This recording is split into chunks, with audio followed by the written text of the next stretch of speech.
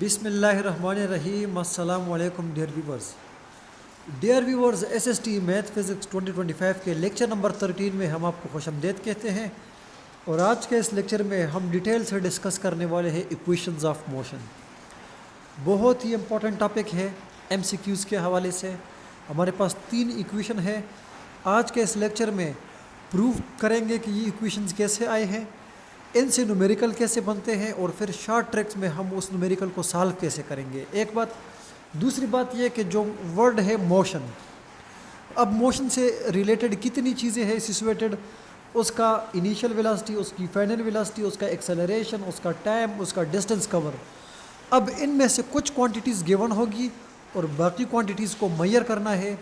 तो आइए देखते ज़रा कि कैसे होता है।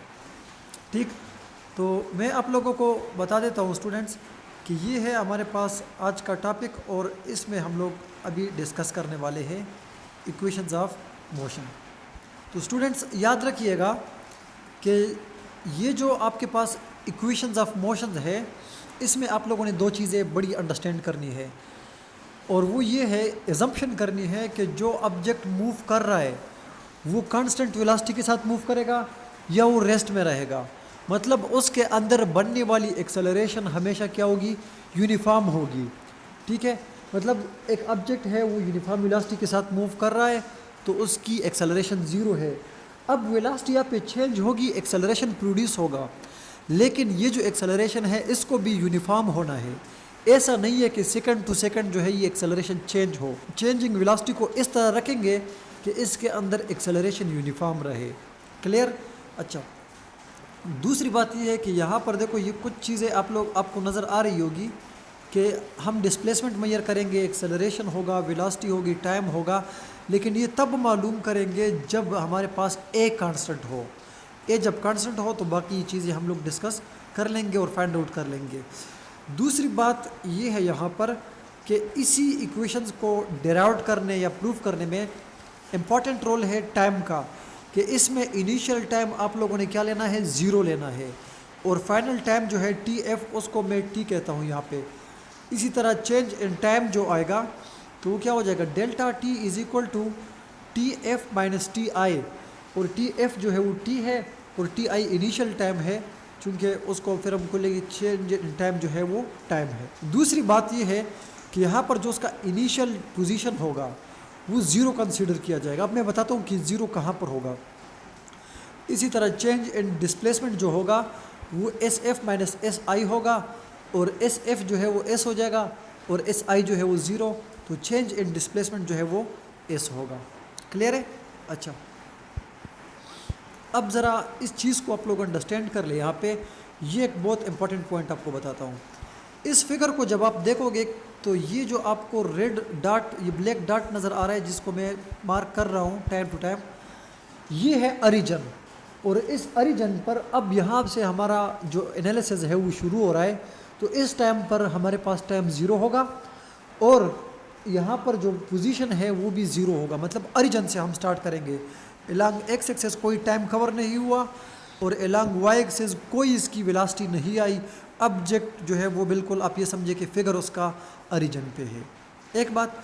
दूसरी बात ये है कि जब मैं इसको डेराइव करूँगा तो ओरिजिन से ऑब्जेक्ट फॉर एग्जांपल ए तक मूव करता है, ट्रेवल करता है ऐसे। ठीक है, ये है कोई इसकी इनिशियल वेलोसिटी, और ए पॉइंट पे जाने के बाद वो बी की तरफ जब जा रहा था तो उसने अपनी वेलोसिटी चेंज कर दी और उसके अंदर बन गया, प्रोड्यूस हो गया एक्सेलरेशन। क्लियर? और इसी तरह मतलब ओ से लेकर ए तक जो वेलोसिटी होगी इनिशियल वेलोसिटी, इसी फिगर मतलब आप देखोगे तो सी और डी भी इनिशियल वेलोसिटी को रिप्रेजेंट कर रहे हैं। इसी तरह ए से लेकर बी तक जो बन रहा है ये है एक्सेलरेशन, और इसी तरह ओ से लेकर डी तक टाइम है, तो ए से लेकर सी तक बी क्या है, टाइम है। लेकिन यहाँ पे मैं एक इम्पॉर्टेंट चीज़ को डिस्कस करूँगा, वो है स्लोप। स्लोप मैंने आप लोगों को पहले भी बताया था कि the slope of velocity time graph represent acceleration. ठीक, और उसके लिए फिर मैंने आपको बताया था कि slope is equal to change in Y component divided by change in X component, यानी कि उसके वाई कोऑर्डिनेट में कितना चेंज आ रहा है, और एक्स में कितना आ रहा है। यानी सिंपल अल्फाज में मैंने आप लोगों को कहा था कि slope is equal to rise divided by run, rise divided by run. ठीक है, तो राइज यहाँ पे क्या है, बी और सी है। ठीक है, यहाँ से लेकर यहाँ तक। और इसी तरह रन क्या चीज़ है, ए और सी, ए और सी।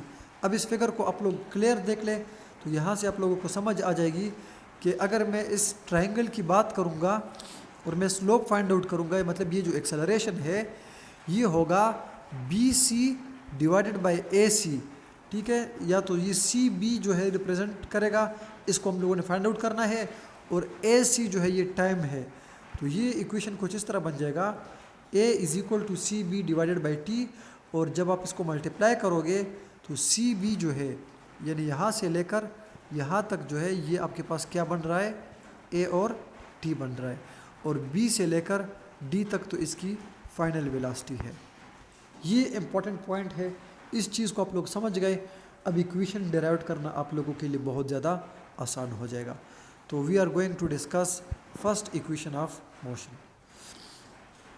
फर्स्ट इक्वेशन ऑफ मोशन एक ऐसी मैथमेटिकल रिलेशन है फिज़िकल क्वांटिटीज़ का कि जिसमें रिलेटेड है किसी भी ऑब्जेक्ट की फाइनल वेलोसिटी, उसकी इनिशियल वेलोसिटी, उसके अंदर प्रोड्यूस होने वाला एक्सेलरेशन, और कितने टाइम के लिए वो ऑब्जेक्ट मूव कर रहा है। तो इन 4 क्वांटिटीज़ का ये एक मैथमेटिकल रिलेशन है, और इसको हम लोग कहते हैं first equation of motion. Clear? अच्छा, अब इस फिगर को ज़रा आप देखोगे तो आपको यहाँ से भी क्लियर हो जाएगा कि यार ये ओ से लेकर ए तक जो है ये इनिशियल वेलोसिटी को रिप्रेजेंट कर रहा है।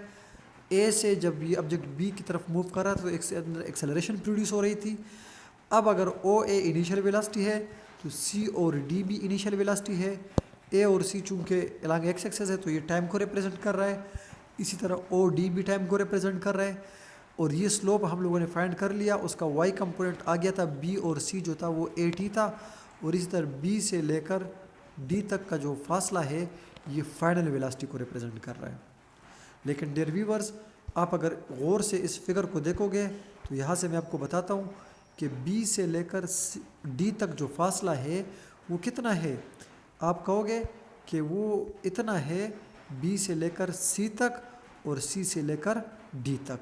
यानी मैं अगर कहूँ कि बी और डी जो है ये बराबर होगा बी से सी तक और सी से डी तक। फिगर में आप गौर से देख लें इस चीज़ को, तो यहाँ से जब आपको ये क्लियर हो जाएगा और इसकी वैल्यूज़ आप पुट करोगे कि बी से लेकर बी और डी जो है ये इक्वल है D C plus C B.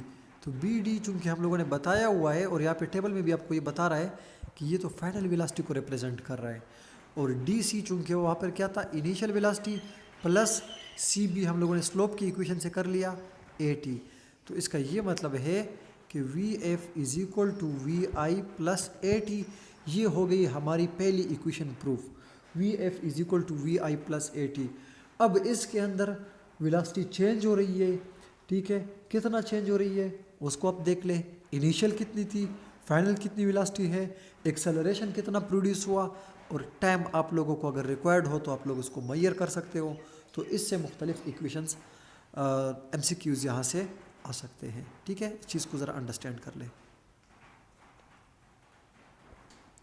अच्छा, अब ज़रा देखिए आप लोग इक्वेशन नंबर 2 को, यानी सेकंड इक्वेशन ऑफ मोशन, और उसको हम लोगों ने अभी प्रूव करना है कि ये कैसे आ सकता है।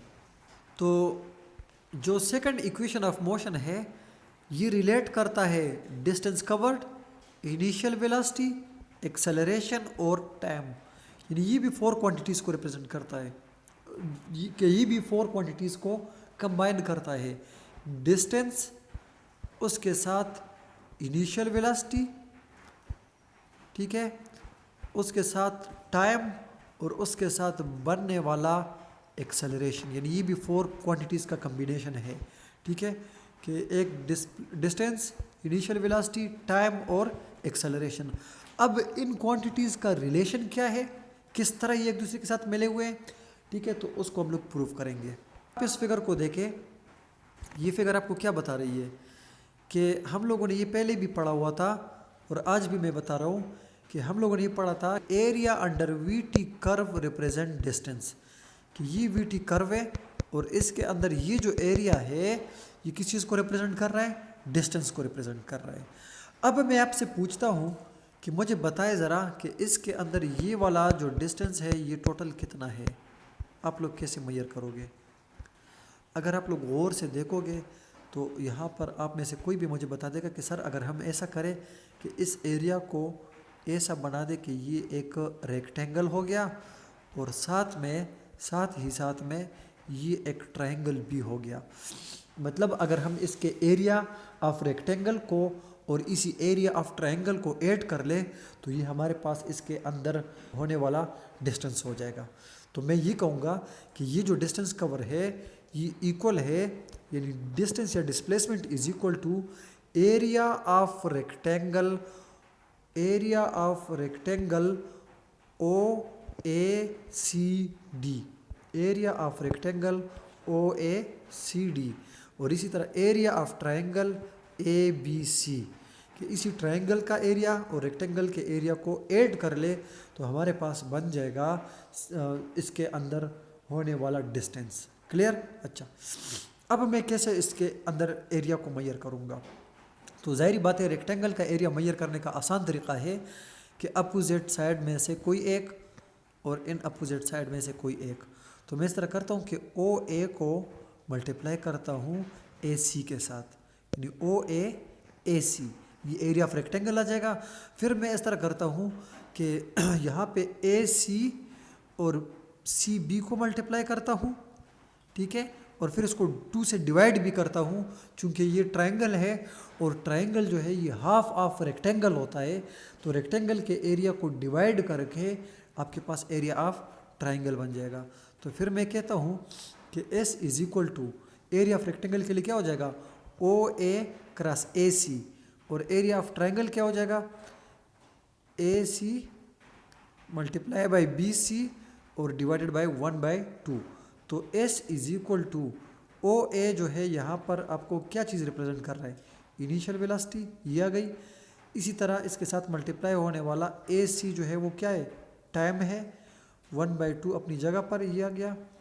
और इसी तरह आपके पास ए सी क्या चीज़ है, टाइम, तो ये आ गया, और मल्टीप्लाई बाई सी बी, चूँकि हमने स्लोप के डिफिनेशन से कर लिया था 80, तो इन सब को मल्टीप्लाई करोगे तो S is equal to V I T plus half A T square, ये आ गई हमारे पास सेकंड इक्वेशन ऑफ मोशन। तो मैं कहता हूँ कि एक ऐसा मैथमेटिकल इक्वेशन, एक ऐसा मैथमेटिकल रिलेशन जो डिस्टेंस, इनिशियल वेलोसिटी, टाइम और एक्सेलरेशन को कंबाइन करता है, ठीक है, इसको हम लोग बोलते हैं सेकंड इक्वेशन ऑफ मोशन। अब इन 4 क्वांटिटीज़ में इंफॉर्मेशन हमें होगी, स्टेटमेंट होगा, स्टेटमेंट को अंडरस्टैंड करने के बाद कोई एक क्वांटिटी अननोन होगी और बाकी नॉन क्वांटिटीज़ को यूज़ करके हमारे पास इसका फाइनल जो है वो आ जाएगा और उसको हम लोग इस तरह यूज़ करेंगे। क्लियर है? अच्छा, अब हम लोग डिस्कस करते हैं third equation of motion. Third equation of motion भी कुछ इसी तरह का है कि इसके अंदर ये आने वाला डिस्टेंस हम लोग इस तरह भी मेजर कर सकते हैं, इसे ट्रेपेजॉइड कहते हैं, ठीक है। ट्रेपेजॉइड ये होगा कि जिसमें अपोजिट मतलब दोनों साइड इक्वल ना हो, ठीक है, मतलब पैरेलल हो, लेकिन एक की लेंथ थोड़ी कम हो और एक की क्या हो, ज़्यादा हो, और बाकी विड्थ इसकी क्या होती है, सेम होती है। अब चूंकि आप देखोगे कि इसकी ये वाली लेंथ कम है, इस साइड वाली अपोजिट साइड ज़्यादा है, चूंकि इसकी विड्थ जो है वो क्या है, सेम है।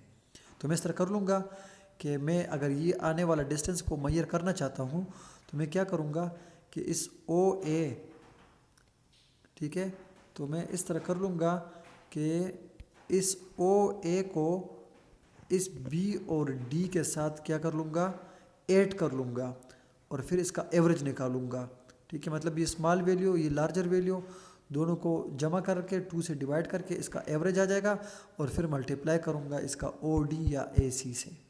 क्लियर है? अच्छा, तो ये हो जाएगा जिस तरह यहाँ पर आप लोगों को नज़र आ भी रहा है नीचे लास्ट स्टेप में, एस इज इक्वल टू 1/2 इसीलिए क्योंकि हम दो अपोजिट साइड का एवरेज ले रहे हैं। तो ओ ए क्रॉस बी डी और मल्टीप्लाई बाय OD, ठीक है। अच्छा, अब जब आप देखोगे तो ये आपके पास कुछ इस तरह हो जाएगा, ठीक है। तो ये हो जाएगा S इज इक्वल टू 1/2 और OA जो था वो क्या था, initial velocity, BD final velocity और मल्टीप्लाई बाय टाइम, ठीक है। अच्छा, अब जब आप इसको गौर से देखोगे, टाइम हमारे पास मैं इस तरह करता हूँ कि यहाँ से t की वैल्यू निकालता हूँ फर्स्ट इक्वेशन ऑफ मोशन से। इस इक्वेशन को आप फिलहाल एज इट इज़ रख दें।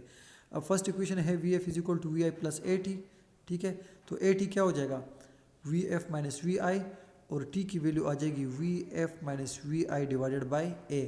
इसको पुट कर दे यहाँ पे, तो ये हो जाएगा S is equal to 1/2 VI plus VF, और ये जो t की वैल्यू है इसको इस इक्वेशन में पुट कर दे, तो ये हो जाएगा VF minus VI divided by A, ठीक है। ऊपर यहाँ पे एक फार्मूला बन रहा है, ठीक है, VF माइनस VI और VF प्लस VI, ठीक है। तो ये हो जाएगा S is equal to 1/2A VF plus VI VF minus VI, तो ये हो जाएगा VF square minus VI square. ये इक्वेशन आप लोगों ने पढ़ी होगी, ठीक है। अच्छा, अब यहाँ से आप लोग जब गौर से इसको देखोगे तो ये क्या हो जाएगा, ये हो जाएगा S is equal to VF square minus VI square divided by 2A, और इसको क्रॉस मल्टीप्लाई करें तो 2AS is equal to VF square minus VI square. अब जिस तरह मैं बात कर रहा था ना ट्रिपज़ाइड की, तो अब देखो ज़रा, ये L1 है, ये L2 है, दोनों का एवरेज निकाल लो, और 2 से मतलब एवरेज निकालोगे 2 से डिवाइड करोगे और मल्टीप्लाई बाई इसकी वेट, तो 2AS is equal to VF square minus VI square. ये थर्ड इक्वेशन ऑफ मोशन है। अब देखो इससे MCQs भी आ सकते हैं। अब देखो इसके अंदर कोई टाइम नहीं है, ये टाइम इंडिपेंडेंट है। Initial velocity, final velocity, acceleration and distance covered, इन चारों क्वांटिटीज़ की कम्बिनेशन है, और ये है हमारे पास थर्ड इक्वेशन ऑफ मोशन। अब देखो इन इक्वेशन को आप यूज़ करेंगे और मुख्तलिफ इससे MCQs या न्यूमेरिकल्स आएंगे, उसको हम लोग सॉल्व करेंगे, ठीक है। अच्छा, अब हम बात करते हैं मोशन ड्यू टू ग्रेविटी। अब सबको पता है कि ग्रेविटी जो है it is the effect that earth attract each other toward its centre, ठीक है। अच्छा, अब अगर एयर रेजिस्टेंस ना हो, in the absence of air resistance, it is found that all the bodies at the same location about the earth fall vertically with the same acceleration. कि अगर आप किसी हाइट से सेम हाइट से मुख्तलिफ objects को डाउनवर्ड आप उसको रिलीज़ कर रहे हो, और जब वो फ्री फॉल करेगी मतलब डाउनवर्ड आएगी, और जो अर्थ उसको अपनी तरफ अट्रैक्ट करेगी, तो उन सब के अंदर सेम एक्सेलरेशन होगा। उसके अंदर एक्सेलरेशन क्या होगा, सेम होगा। लेकिन ये तब होगा कि जब आपकी ये height as compare to radius of earth बहुत बहुत कम हो। ज़ाहिर बात है रेडियस ऑफ अर्थ से ऊपर तो नहीं जाना, ठीक है। तो जब नीचे होगा मतलब इससे कम होगा, तो एक्सेलरेशन सबके लिए क्या होगी, सेम होगी। अब यहाँ पे ये रेड लाइंस को देख के ज़रा लिखा भी है यहाँ पे, the motion in which air resistance is neglected and the acceleration is nearly constant is known as free fall. कि फ्री फॉल एक ऐसी मोशन है कि जिसके अंदर कोई एयर रेजिस्टेंस नहीं होगी, इसको हम इग्नोर करेंगे, और एक्सेलरेशन सबके लिए सेम हो, तो हम बोलेंगे कि क्या हो रही है, फ्री फॉल हो रही है, ठीक है। और ज़ाहिर बात है कि जब एयर रेजिस्टेंस ना हो तो सारे ऑब्जेक्ट जो है वो डाउनवर्ड सेम वेलोसिटी के साथ गिरेंगे। जब आप उसको ऊपर से रिलीज़ करोगे, तो जब सेम वेलोसिटी के साथ होगी, तो इसका ये मकसद भी होगा कि इसके अंदर एक्सेलरेशन जो होगी वो क्या होगी, सेम होगी, ठीक है। अच्छा, अब ये जो एक्सेलरेशन होगी, ठीक है, इस एक्सेलरेशन को बोलते हैं हम लोग एक्सेलरेशन ड्यू टू ग्रेविटी। कि ये जो एक्सेलरेशन है ये ग्रेविटी की वजह से बनी है। इसकी वैल्यू भी एग्जैक्टली 9.8 होती है। जब आप लोग डाउनवर्ड आते हो तो ये पॉजिटिव होगी, जब आप अगेंस्ट द ग्रेविटी आप मूव करोगे मतलब ऑब्जेक्ट को ऊपर फेंकते हो, ठीक है, और ग्रेविटी चूँकि डाउनवर्ड है, तो यहाँ पर एक्सेलरेशन ड्यू टू ग्रेविटी की वैल्यू होगी -9.8। इस एक्सपेरिमेंट को आप लोग यहाँ पे देख सकते हो कि ये दो ट्यूब है, इसके अंदर एक ये जो है पीस ऑफ पेपर है, और एक जो है ये कोई राख है। इन दोनों को आप जब ऊपर से रिलीज़ करोगे, ठीक है, जिसके अंदर हवा हो, एयर हो, तो वो कागज़ का जो पीस है वो ऊपर रहेगा, पेपर, और ये राख जो है डाउनवर्ड आ जाएगा, क्योंकि यहाँ पर एयर रेजिस्टेंस इन दोनों को डिस्टर्ब कर रहा है। लेकिन जब आपने इससे एयर निकाल दिया वैक्यूम पंप के ज़रिए, इससे आपने इवैक्यूएटेड ट्यूब बना दिया, तो इसके अंदर ये दोनों चीज़ें फिर क्या आ रही है, डाउनवर्ड सेम आ रही है, क्योंकि एयर रेजिस्टेंस अब इसको डिस्टर्ब भी नहीं कर रही। ठीक है, तो यहाँ से एक एमसीक्यूज़ और भी है, एमसीक्यूज़ और भी सामने आ रहा है कि जी की जो वैल्यू है वो है 9.8, लेकिन ये 32.2 फीट पर सेकंड स्क्वायर बी है। ठीक है, ये वैल्यू भी हमेशा आपको याद रखनी चाहिए। कभी कभी ऐसे भी होता है कि वो वैल्यूज़ वही होती है, 9.8 ही होगी, लेकिन इसको मीटर पर सेकंड स्क्वायर के बजाय इसको फीट पर सेकंड स्क्वायर बना देगा, फिर हम लोग वहाँ पे कंफ्यूज होते हैं। तो इस चीज़ को ज़रा आप लोग अंडरस्टैंड कर ले कि ये ग्रेविटी की वैल्यू 9.80 मीटर पर सेकंड स्क्वायर भी है, 32.2 फीट पर सेकंड स्क्वायर भी है। दूसरी बात ये कि जब ऊपर से ऑब्जेक्ट डाउनवर्ड गिरेगा तो एयर रेजिस्टेंस को हम लोग नेगलेक्ट करेंगे, उसकी एक्सेलरेशन कांस्टेंट होगी। इस तरह की मोशन को हम लोग बोलते हैं फ्री फॉल, और सेम हाइट से आप डिफरेंट मासेस के ऑब्जेक्ट को रिलीज़ करोगे तो वो सेम वेलोसिटी सेम एक्सेलरेशन के साथ डाउनवर्ड आएगी। क्लियर है? अच्छा, अब जब जाहिर बात है फ्री फॉल हो रहा है तो उस टाइम की जो इक्वेशन है आपकी वो भी कन्वर्ट हो जाएगी, और उस टाइम जो उसका एक्सेलरेशन होगा वो एक्सेलरेशन ड्यू टू ग्रेविटी होगा। जिस तरह ये है V F is equal to V I plus A T, तो ये बन जाएगा V F is equal to V I plus G T, यहाँ पे फ्री फॉल के लिए है। और डिस्टेंस जो है वो चूँकि हाइट में कन्वर्ट हो जाएगा तो H is equal to V I T plus half G T square. इसी तरह 2as था तो ये हो जाएगा 2gh is equal to V F square minus V I square, और ये आपके पास थर्ड इक्वेशन ऑफ मोशन इसकी आ गई। ये था हमारे पास आज का लेक्चर, और ये हमारा काइनेमेटिक भी ख़त्म हो गया, मेजरमेंट और काइनेमेटिक हमारे ख़त्म हो गए। इंशाल्लाह इससे बनने वाले जितने भी एमसीक्यूज़ हो तो इस काबिल है आप लोग कि आप उसको अच्छी तरह से सॉल्व करें। तो फिर भी अगर कोई मसला हो तो आप लोग कमेंट सेक्शन में अपना क्वेश्चन पूछ सकते हैं, और जिन्होंने अभी तक हमारा चैनल सब्सक्राइब नहीं किया तो वो काइंडली हमें सपोर्ट करें। Thank you so much. अल्लाह हाफिज़।